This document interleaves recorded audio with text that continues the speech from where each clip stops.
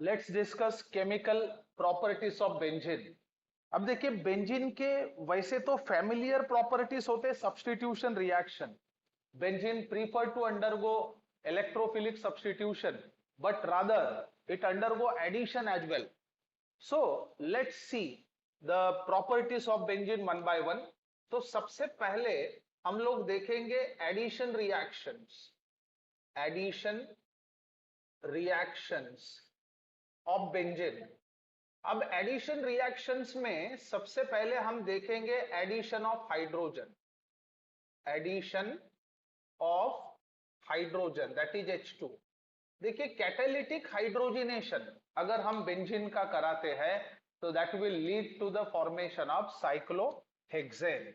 सो याद रखें, benzene on catalytic hydrogenation, catalytic hydrogenation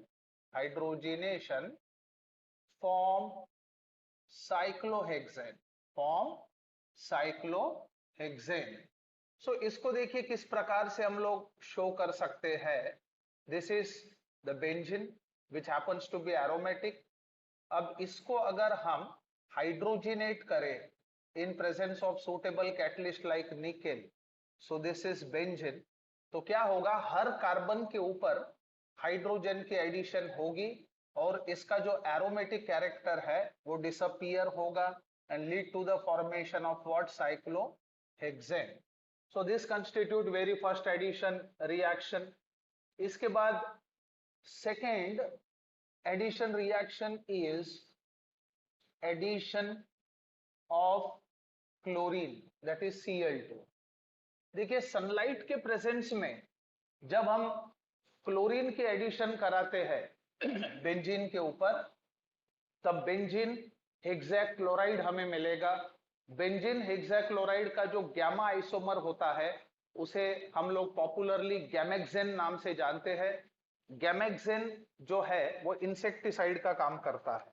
so benzene undergo benzene undergo addition reaction with excess chlorine, in presence of sunlight to form BHC that is benzene hexachloride। और इसका जो gamma isomer होता है उसे हम बोलते हैं gammexane. So gamma isomer of BHC is called gammexane. उसको हम लोग गैमेक्सेन बोल सकते हैं विच इज इंसेक्टिसाइड, अब देखिए इसको किस प्रकार से हम लोग शो कर सकते हैं। So this is the benzene. So benzene is needed to be treated with what, chlorine in presence of sunlight और अल्ट्रावायलेट लाइट। टेम्परेचर भी एलिवेटेड होना जरूरी है। सो सनलाइट के प्रेजेंस में थोड़ा हीट भी करिए। So this is what benzene is. So this lead to the addition of chlorine. Chlorine की एडिशन होगी और एडिशन होने से हमें BHC मिलेगा दैट इज बेंजीन हेक्साक्लोराइड। सो BHC में एरोमेटिक कैरेक्टर्स डिसअपियर हो गए हैं। So it is no longer aromatic. So this constitute second addition. Now third addition reaction is ozonolysis. Ozonolysis reaction. अब देखिए हमें पता है ओजोनोलिसिस का मतलब होता है रिएक्शन विथ ओजोन। जब हम एक आधे अनसैचुरेटेड कंपाउंड को ओजोन के साथ ट्रीट करते हैं तो क्या होता है, ओजोन के एडिशन के वक्त डबल बॉन्ड कंप्लीटली रप्चर होता है।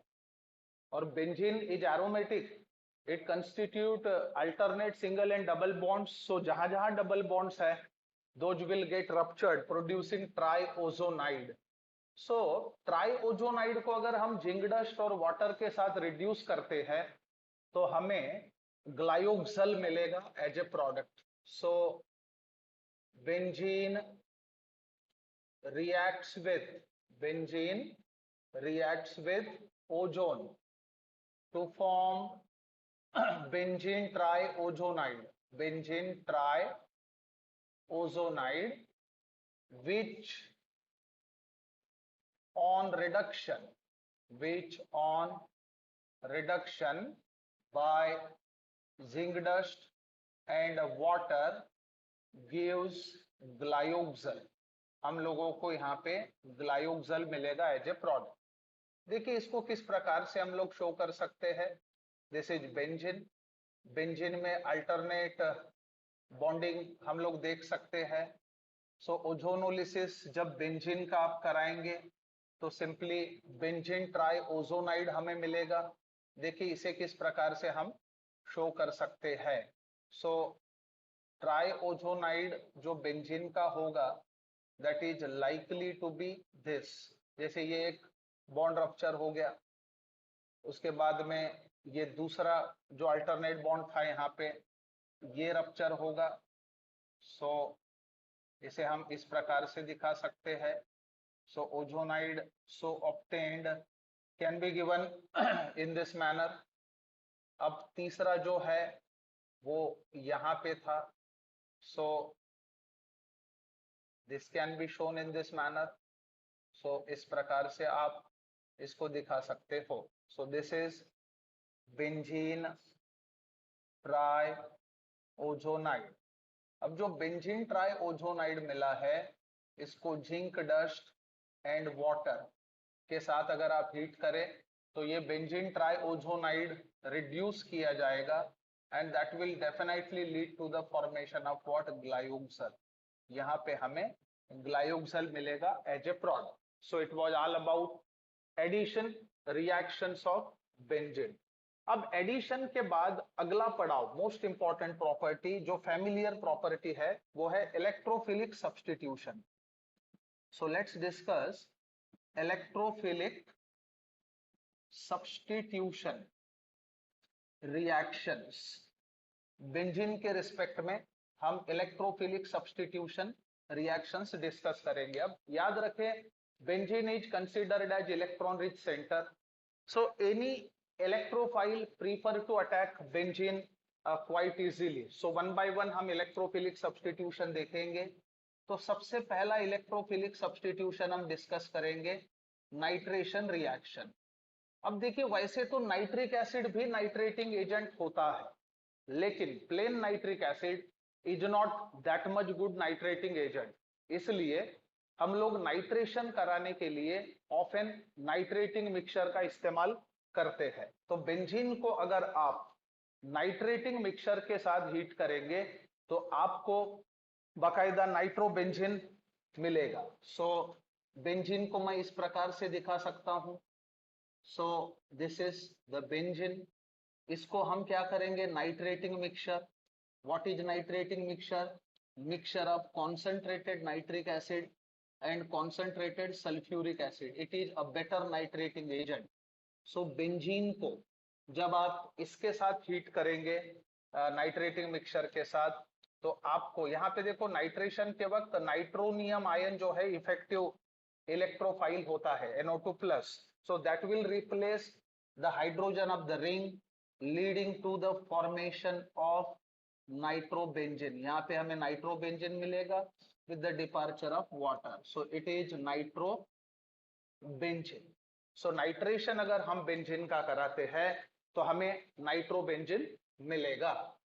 अब इलेक्ट्रोफिलिक सब्स्टिट्यूशन रिएक्शंस में नेक्स्ट टू नाइट्रेशन, नाइट्रेशन के बाद हम जिस चीज की चर्चा करेंगे that happens to be the halogenation.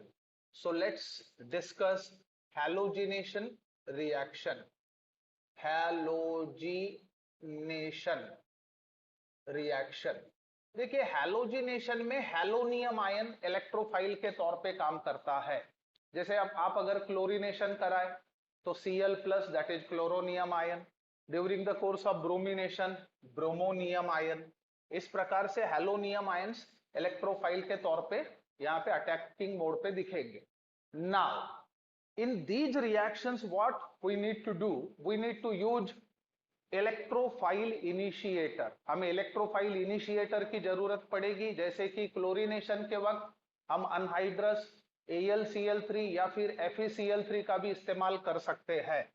So benzene को अगर आप क्लोरीन के साथ रिएक्ट करते हैं, जैसे कि देखिए क्लोरीनेशन हम कैसे देख सकते हैं, this is benzene when allowed to react with chlorine in presence of anhydrous AlCl3 या फिर और instead of this FeCl3 can also be used। अब AlCl3 या FeCl3 का काम क्या होगा, to initiate Cl plus, that is chloronium ion। so chloronium ion subsequently attack the ring and leading to the formation of what, chlorobenzene।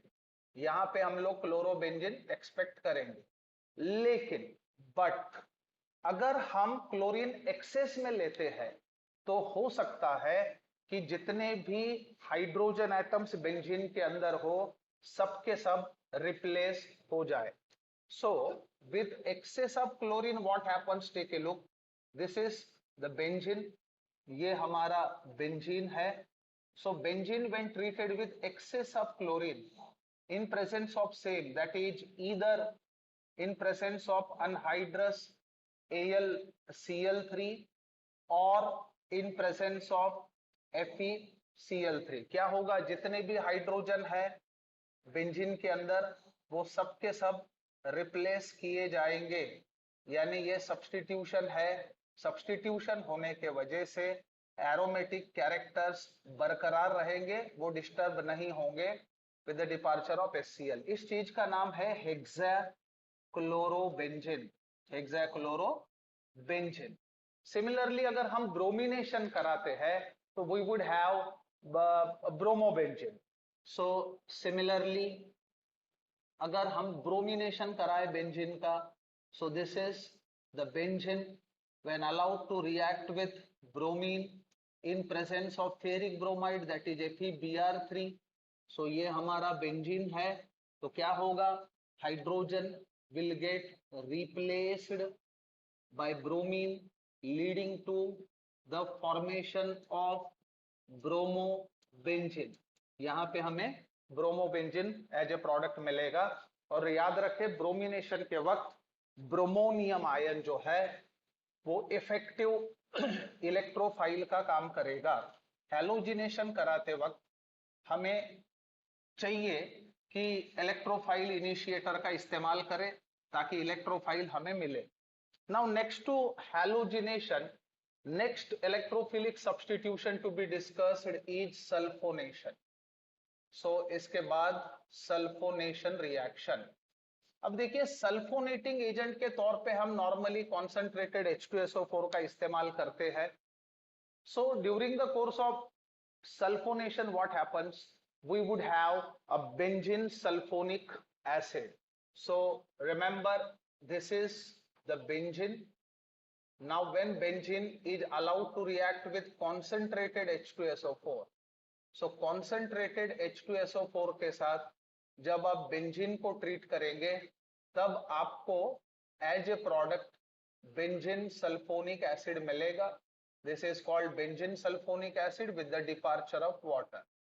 So this is benzene sulphonic acid. So ये था sulphonation.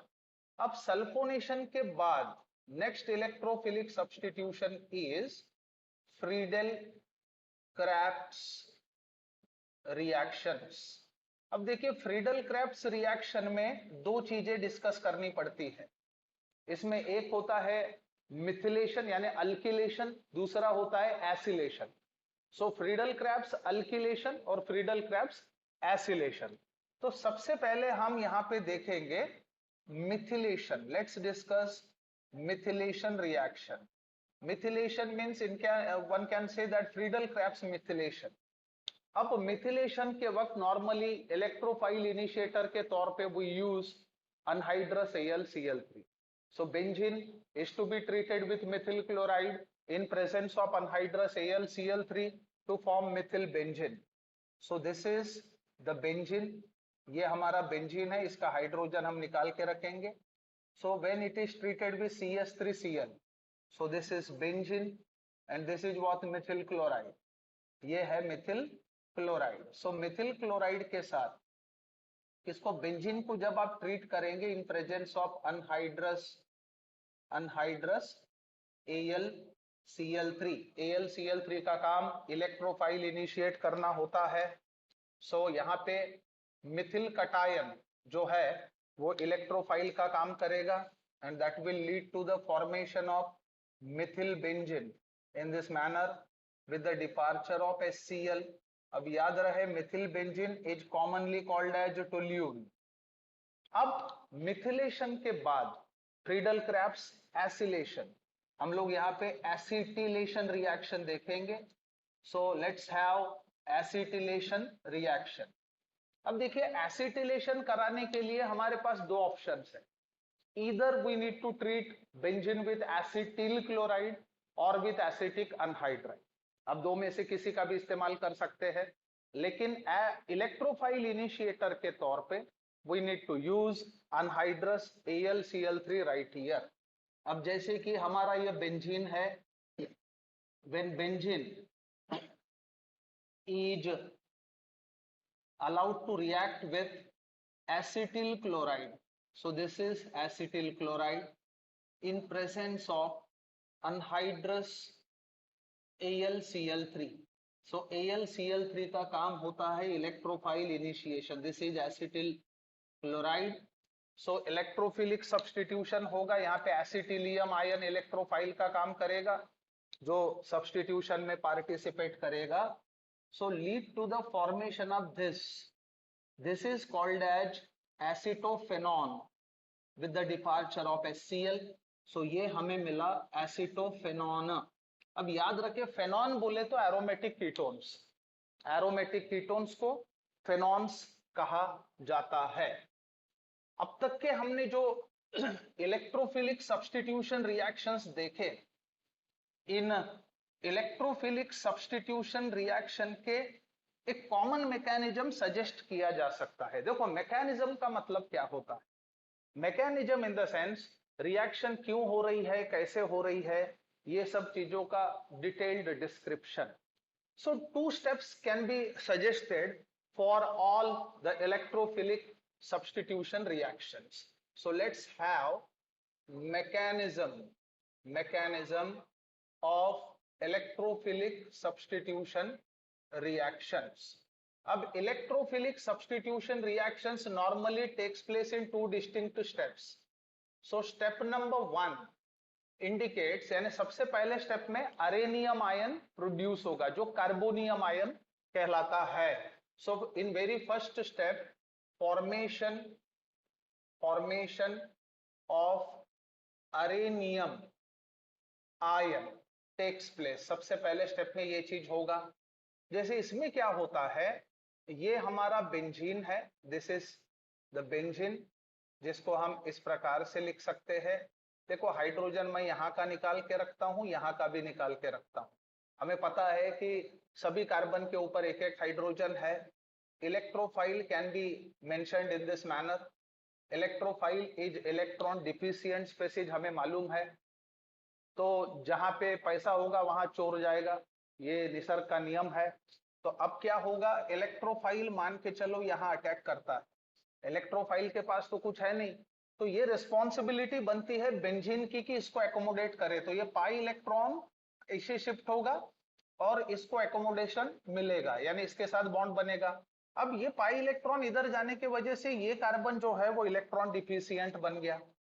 यानी अब हमें जो intermediate यहां पे दिखेगा, that intermediate is likely to be this. Electrophile attack किया, यहां का पाई बॉन्ड काम में आया. सो यहां का हाइड्रोजन मैं ऐसे दिखाता हूं, this carbon would bear positive. अब ये जो आप देख रहे हो, this is arenium ion. Now let's see arenium ion produce क्यों हुआ. Why? Because it is stabilized by resonance. So यहां पे हम बता सकते हैं arenium ion is stabilized by resonance as. अब देखो इसको हम किस प्रकार से इसके जो रेजोनेटिंग स्ट्रक्चर्स है उन्हें बना सकते हैं। Let's see how we can see the resonance in arenium ion. अब देखिए according to the laws of physics charge जो है वो किसी एक एटम के ऊपर स्टैग्नेंट नहीं रह सकता। अब ये इसको बचाने के लिए पाई इलेक्ट्रॉनिक शिफ्ट ऐसे हम देख सकते हैं ताकि चार्ज एक या तो रोटेट होना चाहिए या फिर न्यूट्रलाइज। अब ऐसा शिफ्ट होने के वजह से पॉजिटिव चार्ज जो है ये कॉन्जुगेशन यानी यहां पे आएगा। सो अगला जो रेजोनेटिंग स्ट्रक्चर बनेगा वो जो रेजोनेटिंग स्ट्रक्चर होगा, so next resonating structure is likely to be this. ये हमारा अगला रेजोनेटिंग स्ट्रक्चर होगा, पॉजिटिव चार्ज अब यहां आएगा। अब क्या होगा अगला रेजोनेटिंग स्ट्रक्चर, अब इसका चार्ज नलीफाई कराने के लिए पाई इलेक्ट्रॉनिक शिफ्ट ऐसे देख सकते हैं ताकि पॉजिटिव चार्ज इस पोजीशन पे आए। तो अब कार्यक्रम होगा ये। सो नेक्स्ट कैनोनिकल फॉर्म और resonating structure is likely to be this. ये हमारा अगला जो रेजोनेटिंग स्ट्रक्चर है वो होगा। सो ये रेजोनेटिंग स्ट्रक्चर्स हम बता सकते हैं in order to describe the stability of arenium ion. अब सब्सिक्वेंटली दूसरे स्टेप में क्या होगा, डीप्रोटोनेशन यानी arenium ion loses proton to give product. So step number 2 is the deprotonation of arenium ion. अब देखिए पहले स्टेप में जो हमारा अरेनियम आयन प्रोड्यूस हुआ जिसको हम कुछ इस तरह से बता सकते हैं, this is the arenium ion so obtained in very first step. This can be shown in this manner. इसको कुछ ऐसे हम बताएंगे, यहाँ पॉजिटिव था आप देख सकते हो। अब ज्यादा देर तक के ये इस पोजीशन में नहीं रह सकता तो ये क्या करेगा, it would lose proton. So ये जो हाइड्रोजन है in the form of proton lose किया जाएगा और ये इलेक्ट्रॉन पेयर वापस यहां रखा जाएगा। So with the departure of proton हमें हमारा इलेक्ट्रोफिलिक सब्स्टिट्यूशन का प्रोडक्ट मिलेगा जिसे मैं ऐसे लिख सकता हूं, with the departure of proton this is the product of the reaction. अब ये जो प्रोटॉन है इसको खींचने का काम कोई भी न्यूक्लियोफाइल करेगा जो असेंबली में प्रेजेंट हो। इन दिस मैनर दुनिया के अंदर का हर इलेक्ट्रोफिलिक सब्स्टिट्यूशन ये मैकेनिज्म फॉलो करता है। अब अगर हम क्लोरीनेशन करें तो E+ के जगह पे Cl+ होगा, ब्रोमिनेशन के वक्त bromonium ion that is Br+, nitration के वक्त NO2+, एसिलेशन के वक्त CS3CO+, मिथिलेशन के वक्त CS3+। जो भी इलेक्ट्रोफिलिक सब्स्टिट्यूशन रहा हो उस हिसाब का इलेक्ट्रोफाइल आप अज्यूम कर सकते हो। सो दुनिया के अंदर का कोई भी इलेक्ट्रोफिलिक सब्स्टिट्यूशन एरोमेटिक सिस्टम में इसी पाथवे को फॉलो करता है। सो ये था मैकेनिज्म किस चीज का, इलेक्ट्रोफिलिक सब्स्टिट्यूशन का। अब इसके बाद next property of benzene to be discuss is combustion reaction. Combustion reaction, देखिए कंबशन का मतलब होता है burning in excess of air. अब हमें पता है किसी भी हाइड्रोकार्बन को अगर एक्सेस एयर में हम जलाते हैं तो हमें क्या मिलेगा उससे, कार्बन डाइऑक्साइड एंड वाटर। सो याद रखें benzene undergo combustion to give CO2 and H2O accompanied by release of heat। अब इसको बेंजीन को अगर हम जलाते हैं तो कार्बन परसेंट ज्यादा होने के वजह से बेंजीन बर्न्स विद सूटी फ्लेम। अब देखो इसको कैसे हम मेंशन कर सकते हैं, C6H6 is molecular formula of benzene when it is burned in oxygen यानी एयर। तो हम लोग क्या एक्सपेक्ट करेंगे, CO2 and water accompanied by release of what, heat. अब इसको हम बैलेंस कर लेते हैं। कार्बन इधर 6, इधर भी 6 होने चाहिए। हाइड्रोजन इधर कितने हैं? 6, इधर 3 से मल्टीप्लाई करो। अब कार्बन हाइड्रोजन बैलेंस हो गए। अब ऑक्सीजन को देखें, 6 2 जार 12, 12 प्लस 3 15। 15 का मतलब होता है 15/2 टाइम्स। अगर हम ऑक्सीजन यहाँ पे दिखाते हैं तो this reaction becomes highly balanced. और हमें बैलेंस्ड रिएक्शन को लिखना है, why? Because all reactions obey law of conservation of mass. So it was all about chemical properties of benzene.